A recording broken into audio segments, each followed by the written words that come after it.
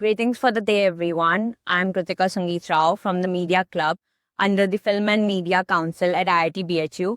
And today we have with us Mrs. Karishma Sachdev, who has an experience of over a decade in the field of journalism. And she has also worked with top news agencies like Z Media, Bharat 24, and News Nation. And along with that, she's also worked with some regional networks. So let's understand what really goes behind the mics and the cameras. So a very warm welcome, ma'am, because you've been to like Kashi before and this is your first time at our campus. So what has been your experience so far and how did you like the air around and everything? See, first of all, I would like to say thank you so much for inviting me. And it really feels very nice because it's such a prestigious munch, I will say. At the same time, it's overwhelming also because to discuss your journey, especially when you have certain ups and downs. If I want to sum up my journey, I will say कि हर success की straight line नहीं होती, उसमें कुछ you turns भी होते हैं और ऐसा नहीं है कि यू टर्न बेस्ट नहीं होते हैं. मेरी जर्नी भी कुछ ऐसी रही है. So it's been very nice to be here and I'm very excited to share my story with you all about my career, about my life experience. And मुझे ऐसा लगता है कि अगर मेरे लाइफ एक्सपीरियंस मेरी स्टोरी से कुछ लोग अगर इंस्पायर होते हैं, इंस्पायर नहीं तो अगर थोड़ा चेंज उनके थॉट में आता है, सो ये मेरे लिए एक सक्सेस है. बिकॉज सबकी सक्सेस की डेफिनेशन अलग होती है. मेरी सक्सेस की डेफिनेशन ये होती है कि अगर मैं कुछ इम्पैक्ट क्रिएट कर पाऊँ, if it helps you all then it's very nice. और मैं पूरी कोशिश करूंगी पूरी बातें रखने की straight from the heart with honesty. As we know that you were from engineering background and matlab, what inspired the shift and what was the story behind the shift from engineering to journalism, because you were also you have also worked with the tech background with firms, right? So if you could share the whole experience and the background. Sure, Dika. From engineering to journalism, it was a huge shift. Like, कोई नहीं सोच सकता कि engineering कोई इंसान अगर करता है तो वो journalism पे कैसे जाएगा. I was like, मैं 2017 pass out हूँ. And I got placed in Tech Mahindra. I got placed in TCS also. I was very happy with my career कि stable job मिल गया है and everything was doing so well. But due to some personal reason, like my father was suffering from cancer and many things were, so my priority at that time was my family. So मैंने अपनी family choose की and I left my job. और इसके बाद मैं पापा के साथ थी चेन्नई में and it took a huge time. Like वो 1 ईयर का वो टाइम हो गया. So at that time, I asked myself that Karishma, do you really feel to go for MBA? Like engineering के बाद MBA because societal pressure काफी ज्यादा था. But ये हमेशा से क्रेज रहा था that I have to be in front of the camera, you know. मुझे न्यूज काफी पसंद थी. मुझे न्यूज डिलीवर करना, मुझे न्यूज में मतलब घुस जाना मुझे बहुत पसंद था. लेकिन मुझे वो राइट मंच नहीं मिला. मुझे ये नहीं मिला कि मैं कहाँ से ये करूंगी. बिकॉज 2017 में जर्नलिज्म के बारे में किसी को इतना ज्यादा पता नहीं था. स्पेशली हमें तो नहीं पता था because I come from a very small city, Katni. I am from Madhya Pradesh. मैं जबलपुर में मैंने अपना इंजीनियरिंग किया, ज्ञान गंगा कॉलेज ऑफ टेक्नोलॉजी. फिर वहां से क्योंकि क्रेज काफी ज्यादा था, हाइप काफी ज्यादा था कि इंजीनियरिंग करना है एंड मेरे पूरे फ्रेंड्स, मेरा पूरा ग्रुप इंजीनियरिंग कर रहा था तो मैं भी घुस गई. But I was good in academics. मैं CGPA SGPA was very well and that's the reason I got placed in TCS and Tech Mahindra. But leaving that job behind, obviously because थोड़ा फैमिली का था issue, because my father's health was more important at that time. But after that, the pressure was like, after engineering, you have to do MBA or you have to wait, prepare for some more exams. कहीं पे joining के लिए apply करो. Many things were there. But I just thought कि let's give it a shot because I have my inner calling that I can do much better in this field. So it was a very tough period because at that time I was doing internship journalism में. I took my admission diploma in journalism and then I did a master's in journalism. But during that time it was very tough because जब आप social media देखते हो तो उस समय आपके friends जो हैं वो बड़ी बड़ी कंपनीज में थे, Tech Mahindra and TCS. And उसमें हमारा कॉन्ट्रैक्ट भी था लाइक आप 1 महीना इंडिया में काम करके आप अब्रॉड चले जाओगे. तो वो मैं सारी चीजें देखती थी. And eight that time I was doing engineering, I was doing journalism, sorry. लेकिन बहुत डिफिकल्ट ये हो गया बिकॉज मैं इंटर्नशिप कर रही थी Yeah. एंड लोगों ने मुझे जज करना शुरू कर दिया. Internship period was very tough for me. मैं जाती थी इंटर्नशिप पे in front of the camera, मुझे रहना होता था. लोग मेरे ऊपर हंसते भी थे. दे यूज्ड टू मॉक मी कि इसको तो कुछ बोलना नहीं आता है, न्यूज सेंस नहीं है. In news you have to be like, आपको न्यूज सेंस होना बहुत जरूरी है. अब without news sense you can't do anything. So वो न्यूज सेंस आने में भी मुझे वक्त लगा, you know, it took time. But वो जो 6 months से during my internship period people judged me like, मैं रात रात में रोती थी जाके. लेकिन at the same time I used to feel कि ठीक है मेरी स्पीड कम है, बट दैट डजंट मीन कि मेरी जर्नी नहीं होगी. आपका करियर आपकी जर्नी होती है, आपकी रेस नहीं होती. तो वो मैं अब तक जो भाग रही थी वो एक रेस थी, बट अब मैंने अपनी जर्नी शुरू की थी. And you won't believe, 6 months मैंने लोकल चैनल में काम किया. I got offer from regional channel Bhopal, Bansal news. I was very happy. लेकिन वहां पे भी मैंने काफी टाइम दिया रीजनल चैनल में, इस होप के साथ दैट कभी मुझे नेशनल चैनल से ऑफर आएगा. और फाइनली वो हुआ मेरे साथ, मुझे नेशनल चैनल से ऑफर आया. एंड लाइक वो जर्नी फिर नेक्स्ट लेवल थी. Because of this competition right कि हमें फर्स्ट करना है, तो बहुत सारे even top news agencies they just spread some kind of fake news. So this just happens because they are given a deadline to meet and they just create something. Even they don't fact check and they don't check the accuracies and stuff. So how do you ensure that you are doing the fact check and maintaining the accuracy or while maintaining the deadline? So how do you do that and how do you suggest people to do this? See basically कोई भी news channel में एक team काम करती है. वो team check करती है एक्यूरेसी. अगर कोई न्यूज हमारे पास आती है तो एक रिपोर्टर डेस्क होता है. जो हमारा डेस्क पे जो लोग काम करते हैं वो रिपोर्टर्स को कॉल करते हैं. They ask from them, is that news is verified, accurate और नॉट. इसके बारे में ज्यादा इंफॉर्मेशन गैदर करो. सो दे गैदर न्यूज. वो अपने इंफॉर्मेशन, वो अपने शॉर्ट्स, अपने वीडियो सब लेते हैं. देन वो डेस्क पे डिलीवर करते हैं और फिर जो डेस्क रहता है उसको फिर से वेरीफाई करता है फ्रॉम सम अदर सोर्स. इसके बाद वो न्यूज जाके ब्रॉडकास्ट होती प्रिंट भी. लेकिन हाँ, जैसा कि राइट यू सेड कि काफी लोग फेक न्यूज काफी ज्यादा पब्लिसाइज हो रही हैं आजकल because of that pressure, TRP, television rating point. क्योंकि ये मैंने भी फेस किया है. मुझे अच्छे से याद है जब मैं काशी में ही थी ड्यूरिंग काशी विश्वनाथ कॉरिडोर. सो मैं खड़ी हूँ काल भैरव मंदिर के इधर पे एंड समवन सेड, किसी न्यूज चैनल ने ये ब्रॉडकास्ट कर दिया कि प्रधानमंत्री मोदी आ चुके हैं, दैट प्रधानमंत्री आ गए. मेरे बॉस ने वो न्यूज देखी and it was a very reputed channel, sorry I can't take the name. So मेरे बॉस ने मुझे फोन करके बोला पीएम आ चुके हैं, what you are doing, we are doing nothing. मुझे बहुत चिल्लाया. और वो स्पेशली इसलिए बुरा लगता है बिकॉज आप 14 घंटे काम कर रहे हो फील्ड पे. क्योंकि जब आप आउटडोर रहते हो आपके बहुत चैलेंजेस रहते हैं, स्पेशली जब आप एक नेशनल मीडिया के साथ कोई बिकॉज आप एक एंकर का नहीं, आप एक रिपोर्टर का भी रोल प्ले करते हो. तो कोई भी न्यूज चैनल आपसे आगे नहीं निकलना चाहिए. ये एक डर इतना ज्यादा हो चुका है कि उसने वो चला दिया कि पीएम मोदी आ चुके हैं. और मैं हर जगह देख रही हूँ पीएम मोदी कहीं नहीं थे. सो वो जो प्रेशर क्रिएट हुआ मेरे ऊपर, बहुत लोग होते हैं जो मैंने अपने ही साथ में लोगों को देखा है कि उन लोग सीधा बोल देते हैं कि हाँ सही बोल रहे हैं, पीएम मोदी आ चुके हैं, पर एट द सेम टाइम वो नहीं थे. सो ये डिपेंड करता है जर्नलिस्ट के ऊपर भी कि वो किस तरीके से न्यूज प्रेजेंट करता है. वहां मुझे बोला गया कि you have to say that PM Modi आ चुके हैं, बट मुझे आजू बाजू नहीं दिख रहे. So being a journalist, it's my responsibility. See, journalism is not a career, it's basically a responsibility. हम नहीं बोल सकते गलत and every news make sense. So अगर आप रिस्पॉन्सिबल जर्नलिस्ट हैं तो आप क्या बोलेंगे, अभी मुझे इंफॉर्मेशन मिल रही है दैट प्रधानमंत्री आने वाले हैं, तो ये आप डिलीवर करेंगे. बट वो जो फेक न्यूज, जो फेक जर्नलिज्म है, ये कहूंगी जो रिस्पॉन्सिबल नहीं है, इररिस्पॉन्सिबल जर्नलिज्म, वो काफी ज्यादा बढ़ गया है. सो बेसिकली एक जर्नलिस्ट पे भी डिपेंड करता है कि उसकी क्रेडिबिलिटी क्या है.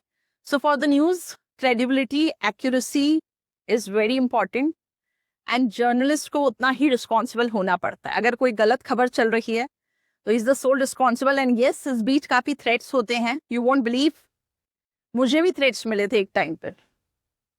When I was in Kashmir for shooting an assignment, मुझे वहाँ पे काफ़ी थ्रेट्स मिले, और काफ़ी लोग हैं कि इस थ्रेट के डर से वो जर्नलिज्म ही छोड़ देते हैं कि यार अब बात फैमिली पे आ रही है, अब बात खुद की जान पे आ रही है।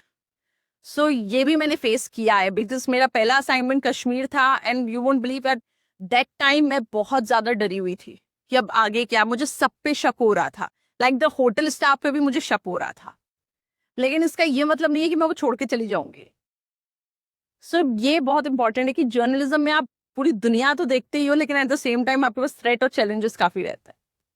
And also like because you have worked with a lot of news agencies, so मतलब वर्क कल्चर में बहुत ज़्यादा ऐसे क्या डिफरेंट होता है कि हर न्यूज़ एजेंसी में या all of them work at a similar level, या ऐसे होता है कि जो चैनल्स बहुत ज़्यादा मतलब ऐसे होता है ना कि कुछ चैनल्स का बहुत ज़्यादा वर्क कल्चर काफ़ी डिफिकल्ट होता है, but when we see the news हमें तो सब सेम ही लगता है। सो लाइक हाउ मतलब how is it different in the background? काफी लोग हैं जो सोचते हैं कि मीडिया बहुत मीडिया में अगर कोई आता है बहुत ग्लैम वर्ल्ड है ये, यहाँ पे चले जाओ तो उसकी सैलरी बहुत ज्यादा होगी। टू बी वेरी ऑनेस्ट, इनकी लाइफ सेट है, बट आपको ये सिर्फ एक परसेप्शन है। There is difference between reality and perception of the media. Reality एक जर्नलिस्ट को ही पता है, उसको कभी भी कॉल आ सकता है, रात के 2 बजे भी कॉल आ सकता है, 3 बजे की भी कॉल आ सकता है, और उसको बोला जा सकता है you have to go to cover the news. आप मना नहीं कर सकते हो, आपको जाना पड़ेगा। सो मैं बस यही कहूंगी कि जो भी एस्पायरिंग जर्नलिस्ट हैं, अगर वो देख रहे हैं, तो अगर आप ये देख के आ रहे हो कि ये बहुत ग्लैम वर्ल्ड है, तो प्लीज मत आइए, चूज समथिंग एल्स। बिकॉज इतने चैलेंजेस हैं, there is so much competition now, like Delhi पूरा हब बन चुका है, इतने छोटे छोटे न्यूज चैनल्स आ गए हैं कि वहां पे सिर्फ ऐसा लगता है कि अब एंकर्स में भी वो क्रेडिबिलिटी नहीं रही। वो भी सिर्फ आ रहे हैं क्योंकि उनको वो पसंद आ रहा है, उन्होंने टीपी पढ़ना सीख लिया और वो न्यूज एंकर बन गए। उनको पता पड़ गया कि हाँ ये ऐसे ऐसे पढ़ना रहता है इस खबर को, और वो सोचते हैं वो न्यूज एंकर बन गए। सो ऐसा नहीं है। न्यूज एंकर बनने के लिए आपको क्रेडिबिलिटी, एक्यूरेसी, चैलेंजेस आपको फेस करने पड़ेंगे, एंड काफी चीजें आपको सेक्रीफाइस करनी पड़ेगी, आपकी फैमिली भी, कभी कभी तो मुझे लगता है खुद को भी। बिकॉज काफी जर्नलिस्ट जो मेरी पहचान के रहे हैं, जब वो वॉर वाली न्यूज कवर करने चाहते हैं और कुछ ऐसे, तो कुछ जर्नलिस्ट जो अब नहीं रहे हम लोग के साथ, उन्होंने अपनी जान भी गंवाई है इन सब चीजों में। सो सेक्रीफाइस खुद को भी कभी कभी करना पड़ जाता है for the sake of the news channel, responsibility and family too. आपको पता नहीं रहता आज आप यहाँ पे हैं, कल आपको कोई न्यूज कवर करने। फॉर एग्जाम्पल, मैं आज यहाँ आप लोग के साथ बैठी हूँ, मुझे अगर अभी फोन आया that you have to leave immediately, you have to go somewhere else for the coverage, and this is very important, मैं within half an hour निकलूंगी, एंड इट्स माई प्रायोरिटी, मैं ना नहीं बोल सकती। लेकिन वहां जाने के लिए अब आप सोचेंगे कि मैं कितने दिनों के लिए जा रहा हूं, और अगर आप जाते भी हैं तो आपको बस सिर्फ वो बहुत लिमिटेड टाइम दिया जाता है, हाफ एन आवर 15 मिनट्स में आपको पैकिंग करनी है और आपको निकलना है। ऐसे मेरे साथ एक इंसिडेंट हुआ था जब मुझे भेजा गया था ये बोल के कि आप 2 दिन में आ जाओगे। सो मैंने सिर्फ 2 दिन के कपड़े लिए और मैं चली गई, और वो 2 दिन का 20 दिन हो गया। एंड कंपनी ने बोला यू हैव टू मैनेज, आप खुद से मैनेज करो। वो 20 दिन फिर मैंने जाके अपने कपड़े लिए, फिर मैं रोज जाके कवर करती थी न्यूज। फिर उसके लिए आप ये नहीं बोल सकते, हाँ कुछ कंपनीज ऐसी होती हैं जो आप अगर उनको क्लेम करो तो they will give a refund, but आप ये थॉट ला ही नहीं सकते कि मैं 2 दिन के लिए जा रहा हूँ कि 20 दिन के लिए जा रहा हूँ। मुझे रात में 3 बजे भी फोन आ सकता है, मुझे 4 बजे भी फोन, और कई बार ऐसा हुआ है जब मैं जी में थी, मुझे बहुत बार ऐसे रात में भी फोन आते थे, और कुछ अगर बड़ी हैपनिंग हो जाती थी मुझे निकलना पड़ता था। इनफैक्ट प्रयागराज में जब ये काशी विश्वनाथ कॉरिडोर का इनॉग्रेशन होने वाला था, I was in Prayagraj because मेरे को प्रयागराज में था, और यहाँ ऑलरेडी एक और एंकर डिप्लॉय था। बट हुआ ये कि मुझे बहुत सीवियर एलर्जी हो गई when I was covering Prayagraj. मैं हॉस्पिटल में थी, रात के 3 बज रहे थे और मुझे ड्रिप चढ़ रहे थे। मुझे रात में अराउंड 3:30 मुझे फोन आता है और मुझे ये बोला जाता है कि तुम्हें नेक्स्ट डे बनारस जाना है, काशी विश्वनाथ कॉरिडोर, पीएम आ रहे हैं, यू हैव टू कवर। मैंने बोला आई एम इन हॉस्पिटल, मेरा ड्रिप चढ़ा है, मैंने फोटो क्लिक करके भेज दिया। उन्होंने दैट डजंट मैटर, आपको 7 बजे लाइव वहां से देना है नाउ, अब आप कैसे भी दें। वो ड्रिप मैंने निकलवाई।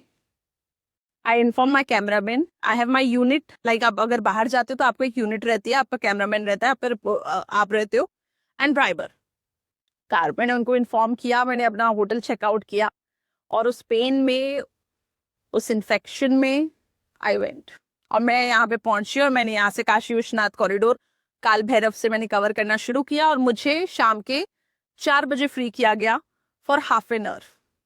और उसके बाद शाम में फिर मुझे कहा गया कि आपको 80 घाट से लाइव देना है, जब तक पीएम वहां पे रहेंगे आपको वो देना है, और वो रात के 12 तक चला वो।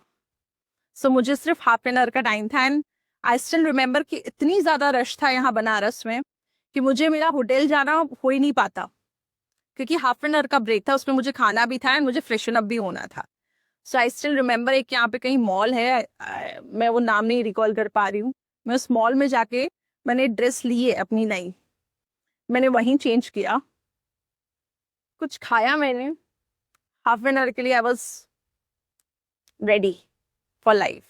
So please please please, media is not about glam, ये इंडस्ट्री वैसी नहीं है, ये इंडस्ट्री बहुत आपसे मेहनत लेती है, प्लस आपको पढ़ना बहुत पड़ता है, क्योंकि आपको अवेयर रहना बहुत ज़रूरी है। लोग सोचते हैं कि अब जर्नलिज्म में पढ़ाई क्या होती है, इनका क्या है, इन लोग तो कहीं पे भी माइक लेके खड़े हो जाते हैं और न्यूज़ बोलना। आजकल बहुत जर्नलिस्ट को लोग गालियां भी देते हैं, मैंने सुना है ये, किसी को गोदी मीडिया बोलेंगे, किसी को कुछ बोलेंगे, कहना बहुत आसान रहता है, लेकिन आप उस इंसान से पूछो जो सिर्फ खड़ा है आप तक न्यूज़ पहुंचाने के लिए, उसके ऊपर एक प्रेशर भी है चैनल की तरफ से, एक रिस्पॉन्सिबिलिटी भी है कि मेरे को सही न्यूज़ देना है, रिस्पॉन्सिबिलिटी उसको उसकी फैमिली की भी है, और आपको ये नहीं पता कि वो कितने दिनों से ऐसे ही काम कर रहा है। So this is the thing I really want to convey this message to everyone. Yeah. And ma'am like आपके लाइफ में आपने काफी सारे बोल्ड डिसीजंस लिए थे, and what would be like if you could describe the hardest decision for you or the toughest decision for you that you have taken both in your life as well as in your career, जो आपको मतलब that you don't regret but you feel proud that when you look back.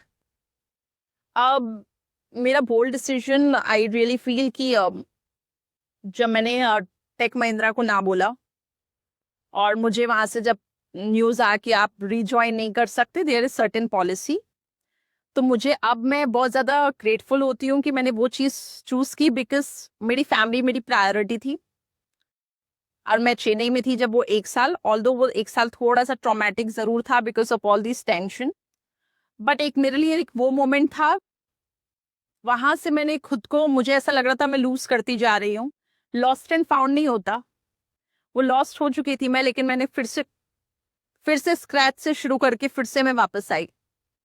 अभी एक फिर certain बहुत ups and downs तो रहे हैं मेरी जर्नी में। फिर जब मैं दिल्ली में थी, establish career, everything was with me, मतलब सब कुछ था अभी मेरे पास, है भी इनफैक्ट, बट अभी क्योंकि मेरे को डिसीजन लेना था, और ये भी फैमिली के लिए ही, कि दिल्ली और मुंबई, सो मुझे मुंबई अब सेट होना था, और दिल्ली छोड़ के आप किसी दिल्ली में अगर मीडिया एंकर से पूछ लो कि वो मुंबई आए तो नहीं बोलेगी वो कोई भी, बट ये भी मिले कि मुझे एक अंदर से कॉन्फिडेंस था, एक करेज था कि नहीं मैं कर लूंगी, और एक चीज ये भी थी कि आई विल फाइंड माई वे, और मेरे को एक इनर कॉलिंग जो मैं बार बार बोलती हूँ उसकी सुनो, मेरे पास एक इनर कॉलिंग है, Karishma you have to go, you will do.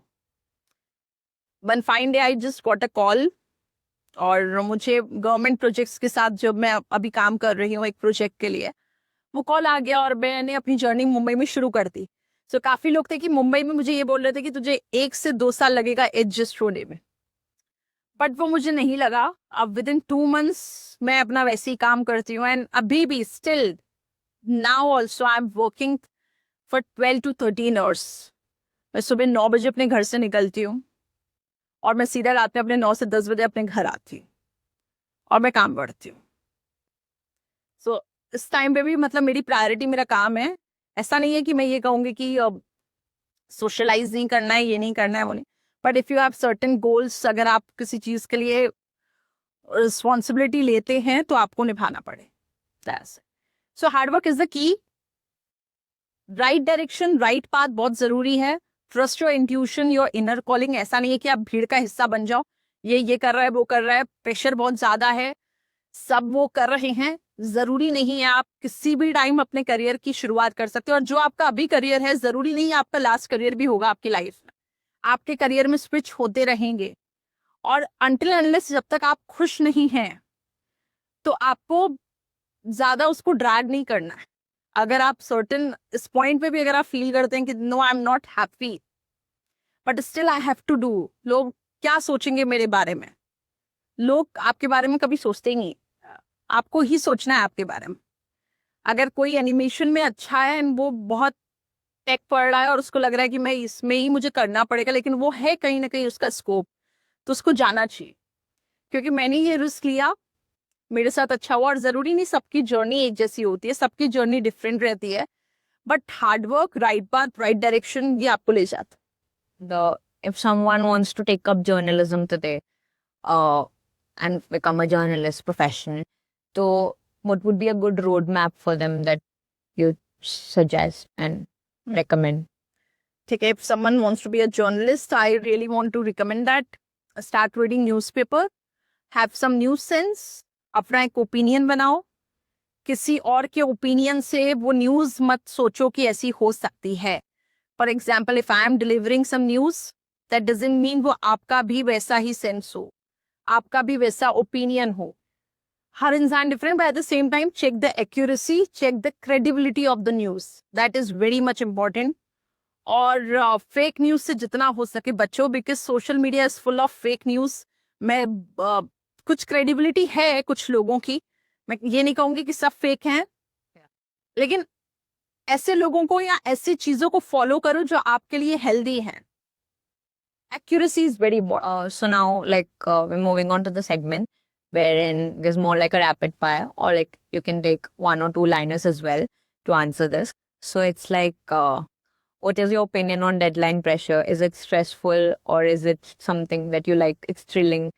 What is your take on deadlines? Thrilling, and I want to do it. I want to meet the expectation. All right. So if you want to suggest journalism, like if you want to state journalism in one word, what would it be? One word for journalism. One word for journalism. सच के साथ. Okay. And who's like your role model in this space? No one. No one. Be your own role model. मैं जैसे कि आप सभी को बोल रही हूँ कि सबका थॉट प्रोसेस अलग है, सबकी थिंकिंग अलग है. जो लोग बोलते हैं जरूरी नहीं है वो उनका ओपिनियन हो, उनके ऊपर भी कुछ प्रेशर हो सकता है. So I don't have any role model. मतलब मैं खुद ही, अगर मैं, ऑब्वियसली लाइकिंग हो सकती है पर कोई रोल मॉडल नहीं है. मैं मतलब मुझे पसंद है कुछ एंकर्स, जिन्हें मैं देखना सुनना बहुत पसंद करती हूँ, लेकिन जब मैं उनको देखती, और हाँ एक चीज और बोलूंगी, अगर आप किसी जर्नलिस्ट को देखते हैं तो उसको आप देखो मत, उसको आप सुनो. काफी लोग हैं कि आप बोलते कि नहीं ये बहुत अच्छी जर्नलिस्ट है, जस्ट उसके लुक्स को देख. बट क्या वो सुनने में उतनी क्रेडिबल है, उतनी एक्यूरेट है? That is very important. तो मेरी कुछ सर्टेन लाइकिंग्स हैं. आई लाइक सर्टेन एंकर्स, लेकिन जरूरी नहीं वो मेरे रोल मॉडल है. That's got it. And आपको क्या पसंद है कि लाइव न्यूज मतलब स्टूडियो में बोले या फिर ऑन ग्राउंड रिपोर्ट करे live? What is your preferred sector? I really like ground reporting, because जब आप स्टूडियो में रहते हो तो आप काफी लिमिटेड रहते हो. जो आपके टेलीप्रॉम्प्टर में रहता है तो आपको वही बोलना है, ज्यादा ज्यादा आपको एक आध दो लाइन खुद से बोलनी है. लेकिन अब आप जब ग्राउंड पे जाते हो तो आप रियलिटी देखते हो. अभी मैंने रिसेंटली धारावी कवर किया. सो धारावी में मैंने एक्चुअल जाके लिखा लोगों के स्ट्रगल कितने ज्यादा है और हम कंप्लेन्स करते रहते हैं. तो you should have that feeling of gratitude always, कि लोग कितना सफर कर रहे हैं और हम सोचते हैं हमारी लाइफ में कितने स्ट्रगल्स हैं. So I really like ground reporting. लोगों के साथ मिलना, उनकी बातें सुनना, उनकी स्टोरी सुनना, और ये देखना कि उनके लाइफ में कितने स्ट्रगल्स हैं. अगर वो खुश हैं तो क्या ऐसी चीज है जिससे वो खुश रह सकते हैं, और मैं क्यों नहीं रह सकती हूँ? Yeah, that's. And was there any incident this say मतलब आपने कुछ रिसर्च करके आप गई थी वहां पे, एंड जो आप ऑन ग्राउंड जब आपने देखा तो वो कंप्लीट ऑपोजिट था? ऐसे कोई इंसिडेंट आपके साथ हुआ है? एक इंसिडेंट था जब मुझे भेजा गया था पहले असाइनमेंट के लिए कश्मीर। तो मुझे भेजा गया था एयर शो कवर करने के लिए, एंड आई जस्ट थॉट ऐसे ही होगा, एयर शो आप जाएंगे, अब कश्मीर में घूमने जा रही है, and I was so excited. और मैं डल झील चली गई घूमने के लिए, and I was just clicking photos, और मुझे रियलाइज नहीं हुआ मेरे पीछे MiG-21 है, बिकॉज वो एयर शो का रिहर्सल चल रहा था। आई डिडंट रियलाइज कि क्या हो रहा है। It was my first assignment guys, and मैं बहुत ज्यादा, मुझे इतनी डांट पड़ी, मैं बता नहीं सकती। मतलब यहाँ तक कि बोल दिया गया कि अब मत आना कल से। बट वो नेक्स्ट डे एयर शो था, उस दिन फाइनली रिहर्सल्स हो रहे थे। और सो मुझे ऐसा लग रहा था कि ग्राउंड रिपोर्टिंग वाज लाइक बहुत इजी रहता है, but it was not that. वो आपको पढ़ना पड़ता है, आपको समझना पड़ता है। वहां जाके देखा तो रियलिटी डिफरेंट थी। वो मेरे पीछे जिससे मैं समझ रही थी वो प्लेन जा रहा है, वो दरअसल MiG-21 था। सो ये रियलिटी मुझे बाद में मिली। Yeah. And as you've described your journey briefly, and if you have to like describe it in 3 words, of whatever you experienced so far in life, so what would those 3 words be? You have to go. It's not 3 word, but Huh. Well, 3 individual words also you can take. It doesn't have to be a sentence. life goes on. Huh. किसी के लिए life नहीं रुकती। आज मैं जिस company में हूँ, जरूरी नहीं कि अगर मैं कल उस कंपनी में नहीं होंगी तो उसका काम नहीं होगा। काम भी हो जाएगा, सबकी लाइफ वैसे ही चलेगी। हाँ, थोड़ा सा टाइम लगेगा, बट लाइफ गोज ऑन। ये सबके साथ होगा ही। Yeah. And also, I'm not sure if you get time to watch movies or shows.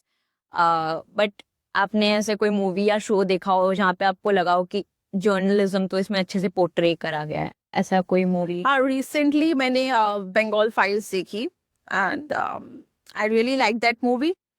But जब मैं बाहर आई तो मैंने तो अच्छा रिव्यू दिया। फिर जब मैंने पढ़ा उसको तो फिर मैंने एक चीज मैंने ये सोची कि ये उनका पॉइंट ऑफ व्यू हो सकता है, मेरा पॉइंट ऑफ व्यू शायद ये होना। बट ऐसी, मतलब मुझे ऐसी डॉक्यूमेंट्रीज देखना बहुत पसंद है, like Kashmir Files, Bengal Files. But मैं अगेन यही बोलूंगी कि वो भी किसी ने नरेट किया है, डायरेक्ट किया है, वो भी किसी की सोच होगी, जरूरी नहीं वो मेरी सोच होगी। That's, and thank you so much for taking out your time and being a part of our, event FMC weekend. And yeah, again, thank you so much for